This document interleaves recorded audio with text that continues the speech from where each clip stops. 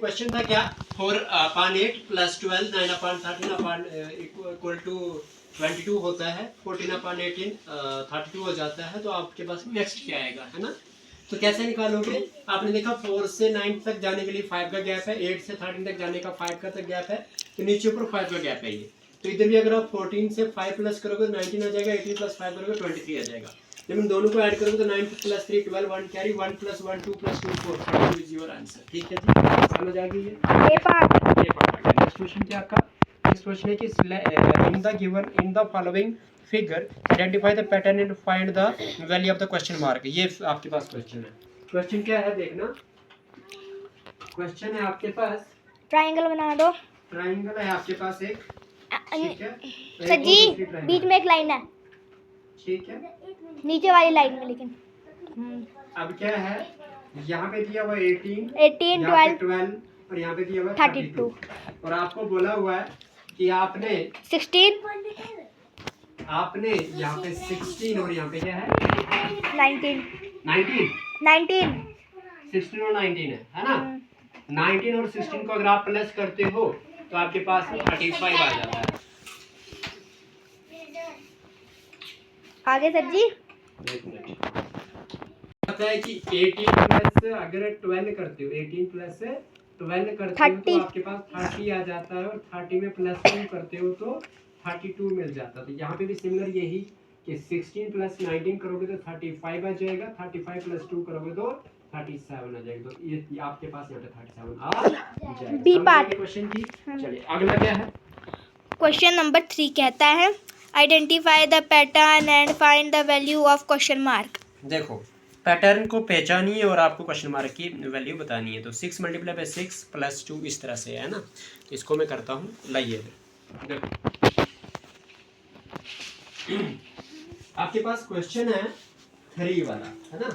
क्या कहता है, बोलता है कि 6 मल्टीप्लाई बाय 6 प्लस 2, नीचे लिख रहा है ये 15, यहाँ पे भी 15 लिख रहा है, फिर लिख रहा है ये 8 मल्टीप्लाई बाय 8 प्लस 2 अपान में लिख रहा है 19 और 19, ये लिख रहा है ना। 18 और 19 है ना, इधर 14 और 15 था, इधर क्या था 14, यहाँ पे 18 और 19। आगे क्या है आपके पास, 6 क्या प्लस करें तो यहाँ प्लस 2 है, प्लस 2 है, नीचे 12 और 13 और 13 लिखा हुआ है। ठीक है, इस क्वेश्चन को समझते हैं जरा। सर जी ये जो मल्टीप्लाई है ना असलियत में प्लस का सिंबल है। हाँ जी, यहाँ पे क्या है, अगर आप देखोगे मल्टीप्लाई को प्लस में गिनना आपने, तो 6 प्लस 6 कितना होता है 12 प्लस 2 कितना होता है 14। वो 14 इधर लिखा और 14 से बाद क्या आता है 15। मतलब जो मल्टीप्लाई में है ना तो वो प्लस में ही करना है हमें। यहाँ पे आपके पास क्या हो जाएगा 8 प्लस 8 कितना होता है 16 प्लस 2 कितना हो गया 18 और 1 19। इधर क्या हो जाएगा, आपको 12 चाहिए तो आपके पास 12 में से 2 माइनस करो कितना आ गया 10, यानी कि आप इधर लिखोगे 5 मल्टीप्लाई बाय 5, मतलब 5 प्लस 5 10, 2 प्लस 2 12। हाँ जी, समझ आ गई क्वेश्चन की। नेक्स्ट क्वेश्चन करते हैं।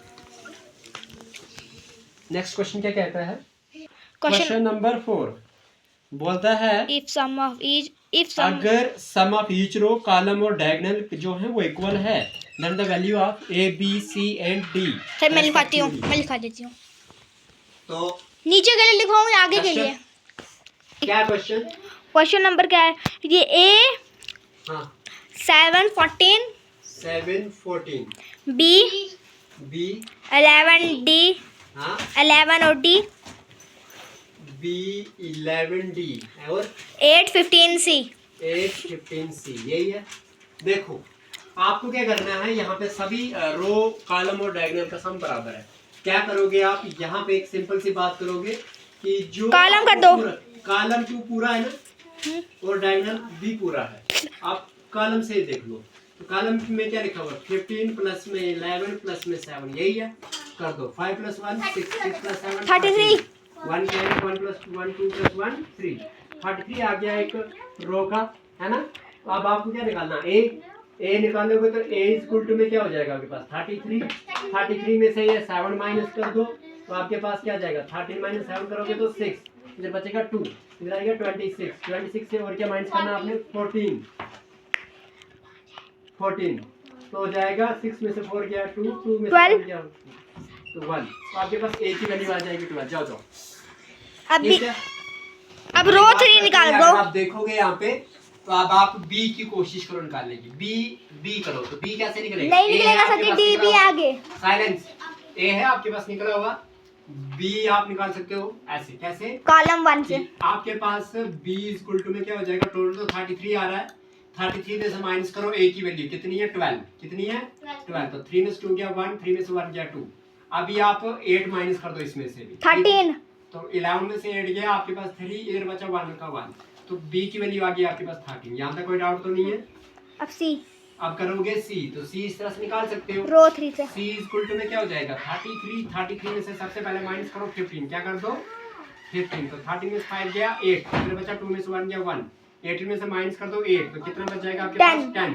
तो c की वैल्यू कितनी आ गई? 10। कोई डाउट तो नहीं है? नहीं है। अब आपके पास a भी निकल गया, b भी निकल गया, c भी निकल गया। अब निकालो d। क्या निकालोगे? d। तो d आपके पास निकल जाएगा। किस तरह से निकालोगे आप?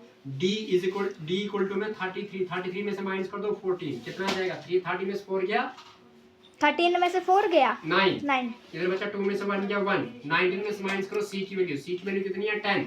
तो 19 में से 10 गया तो 9 बचता है। तो d की वैल्यू कितनी आ गई?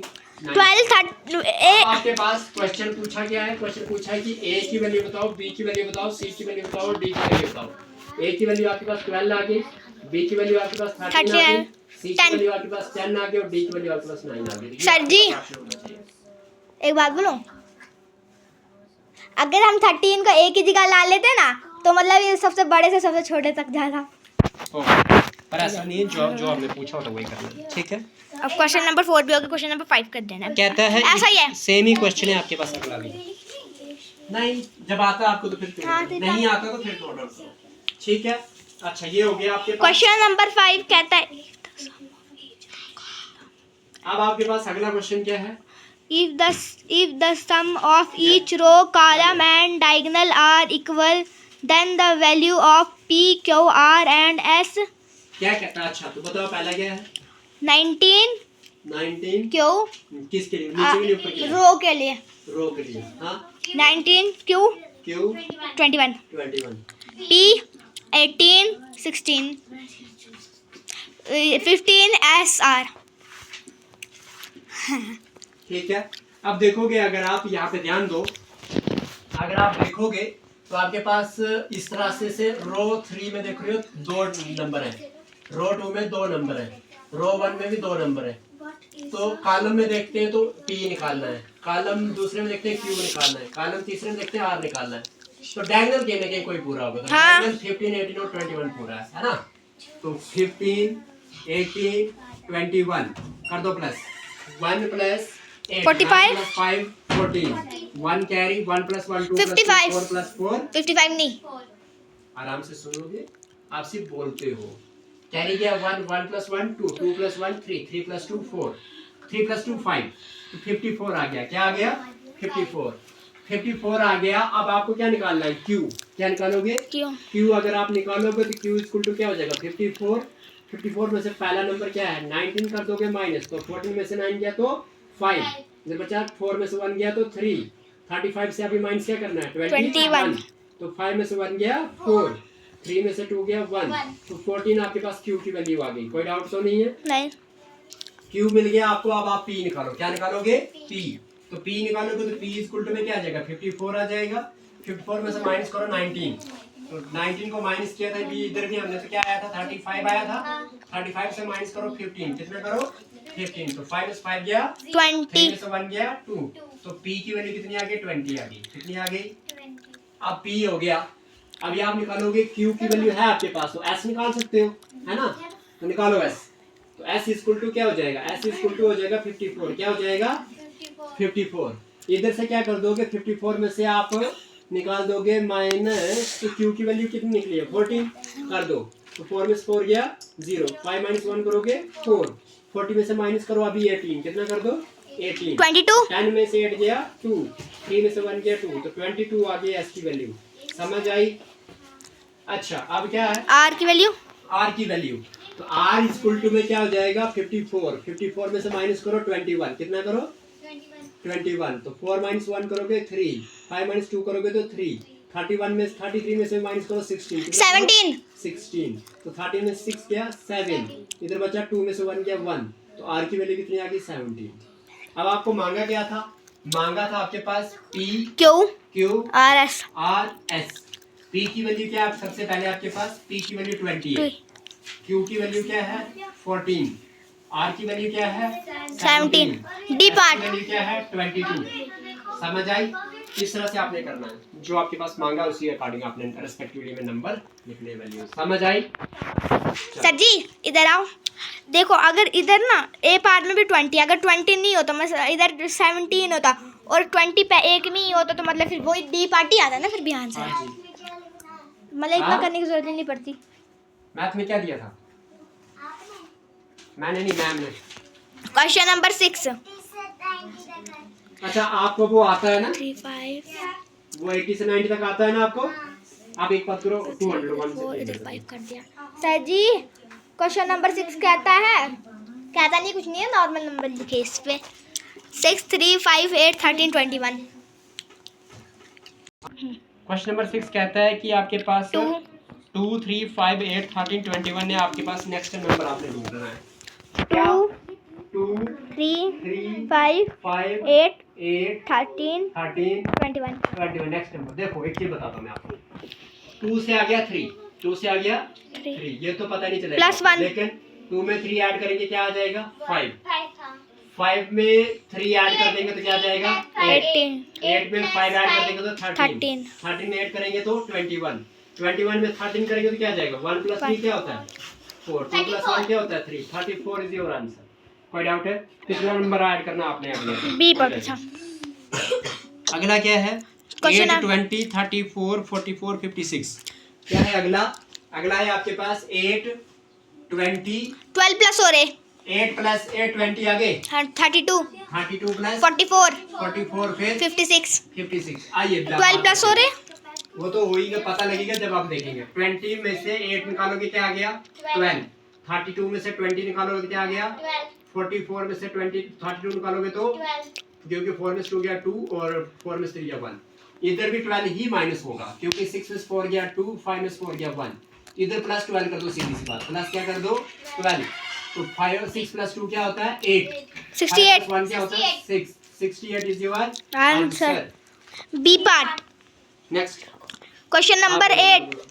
क्वेश्चन नंबर 8 कहता है 4 5 9 18 34। अच्छा अगला क्वेश्चन है कि आपके पास 4 4 5 5 9 9 18 18 34। 34। अगला क्या आएगा? यही मांगा है ना। आप देखिए 4 से 5 जा रहे हैं आप, तो आपके पास क्या हो रहा है 1 + 1 कर रहे हो, 5 से 9 जा रहे हो तो प्लस क्या कर रहे हो 4।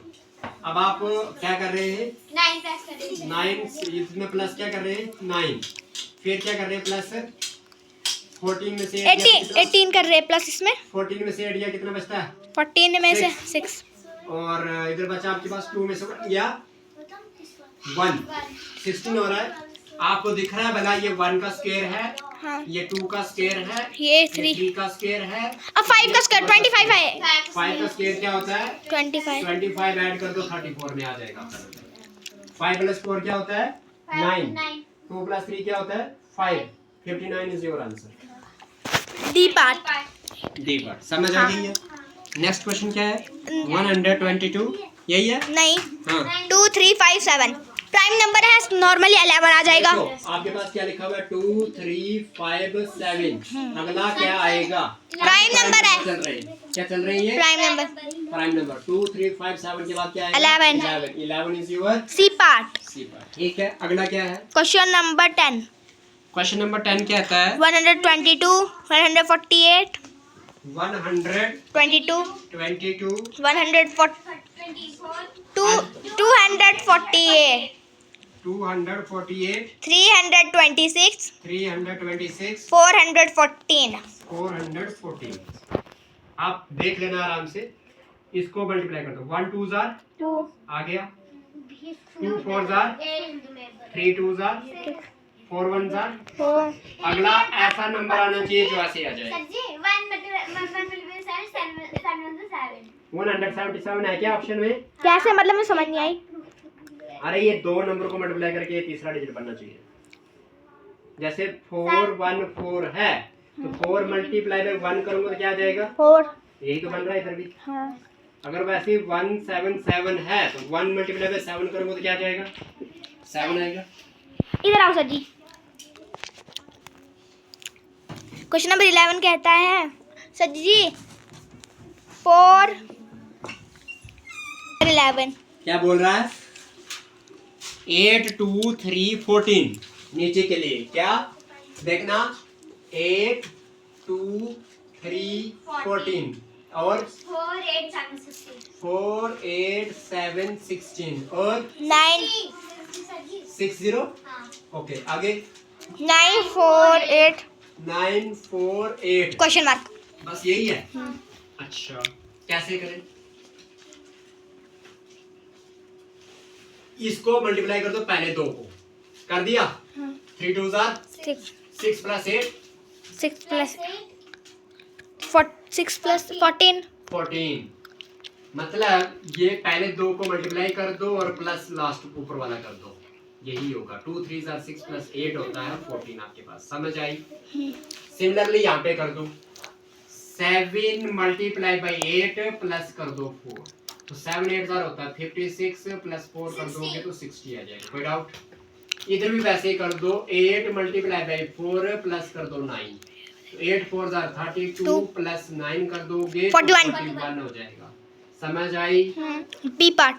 और अगला बताओ क्वेश्चन नंबर 12 12 क्या कहता है लिखवाओ सर जी रो में हाँ रो में लिए हाँ रो के लिए कर लूँगा 7 8 नीचे के लिए आगे के लिए नीचे के लिए कर दो कॉलम होता है बताओ 3 7 8 3 7 8 आगे 6 2 4 4 6 2 4 4 सर जी नीचे है 4 यहाँ एक क्वेश्चन मार्क है 8 के नीचे क्वेश्चन मार्क है अच्छा आगे इधर 4 है। हाँ और 1 4 3 3 1 4 3 3 आगे 18 56 18 हाँ 56 56 96 96 48 48 आइए देखना इधर सर जी इनको आगे के लिए मल्टीप्लाई करना है ना हाँ जी देखो 3 मल्टीप्लाई बाई 6 क्या होता है 18 18 18 1 जार क्या होता है 18 यही आंसर है। हाँ 7 2 जार क्या होता है 14 14 4 जार क्या होता है 56 8 4 जार 60 32 32 32 3 जार कितना हो जाएगा 96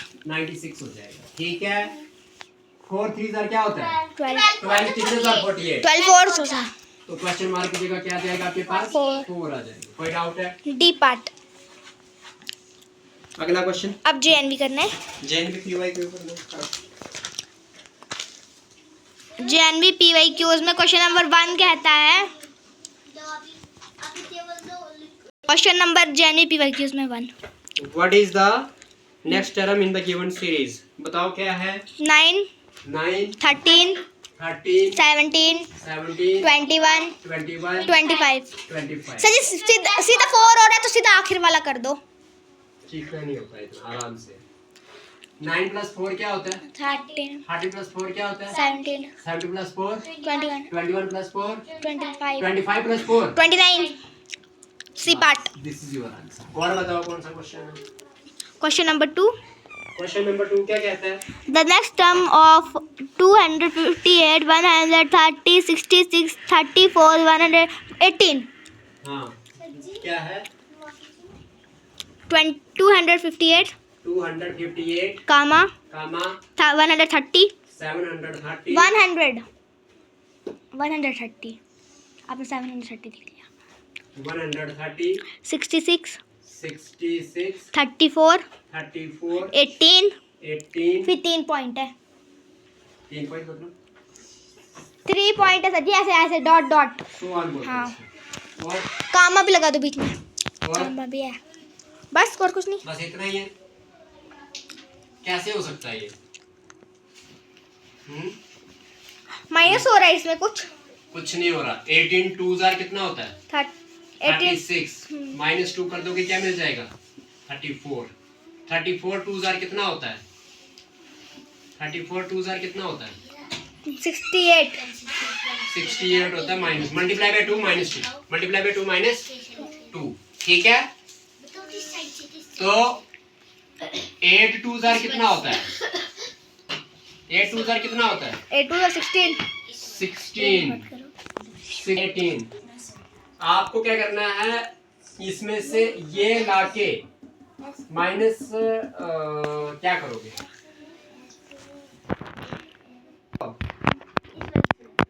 18 2 जार 36 प्लस -2 करोगे 34 आता है। मीन्स जो इधर आया डबल करके उसमें से -2 करके आया, ये आया ना, तो डबल करके अगर मैं करता हूँ 10 2 जार कितना होता है? 20 होता है। 20 -2 करोगे तो कितना आ जाता है? 18।